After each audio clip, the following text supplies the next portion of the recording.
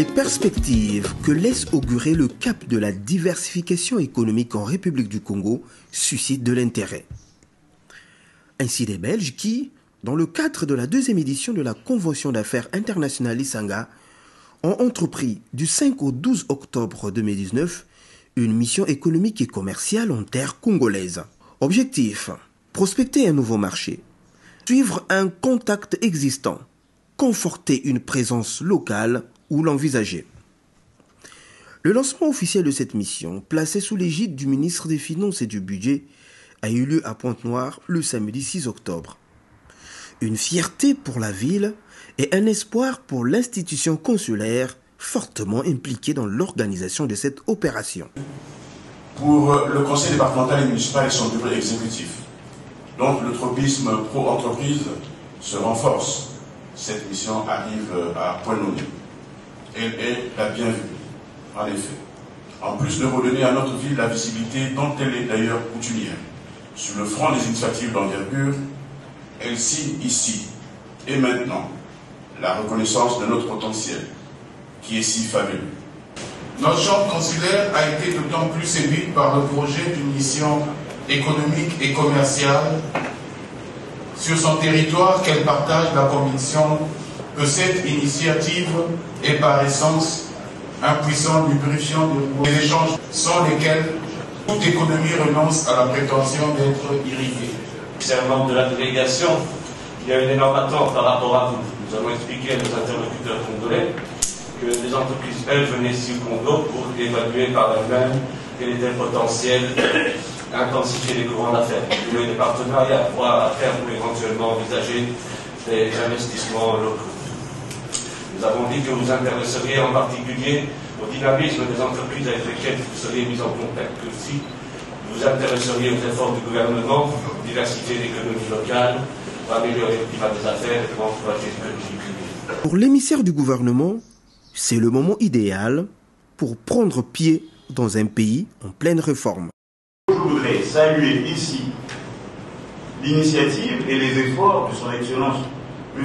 Léon Raphaël Mokoko, ambassadeur de la République du Congo auprès du Benelux et Union européenne, qui n'a ménagé aucun effort, et ça a été dit et reconnu, pour vous sensibiliser sur les atouts économiques de notre pays. Pour ces efforts, Excellence M. l'ambassadeur, recevez tous nos encouragements et tous nos remerciements.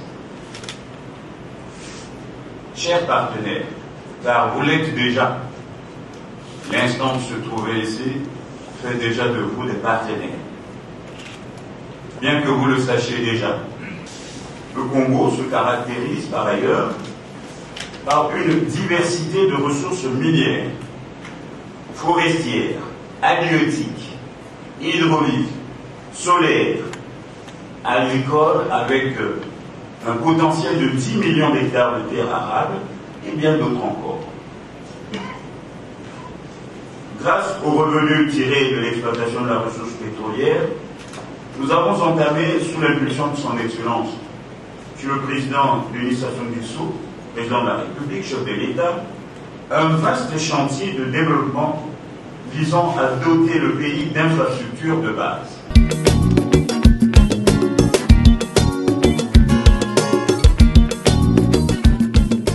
La cérémonie officielle achevée, place à un intermède qui sera consacré le dimanche à une visite touristique.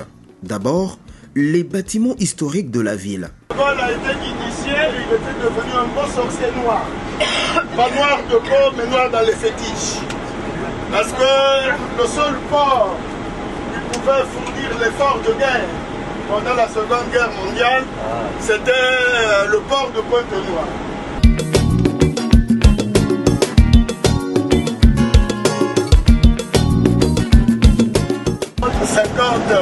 En 58, la République c'était ici et nulle part ailleurs. Donc la République siégeait là, vivait là.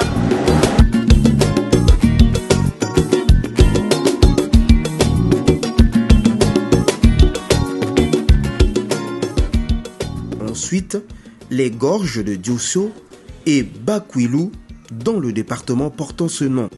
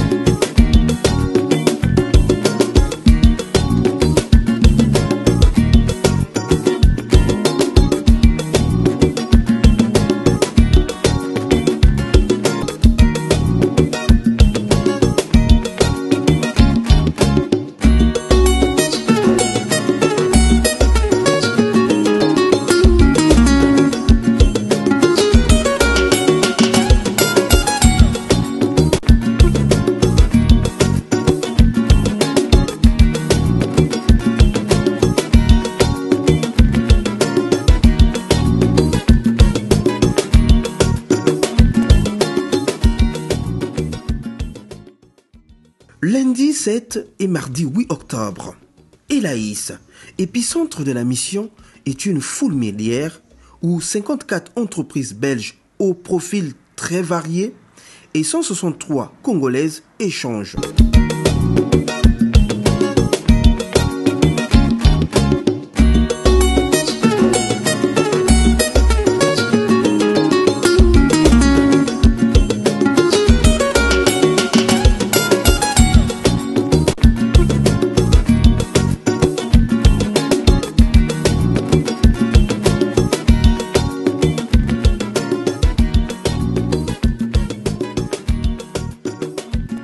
Entre-temps, le lundi soir, place à la détente avec la réception offerte par la mairie de la ville dans un hôtel de la place. Nous avons été comblés d'avoir travaillé avec vous et d'avoir échangé sur un certain nombre de problèmes qui vont, nous l'espérons, contribuer à la croissance et au développement de notre ville.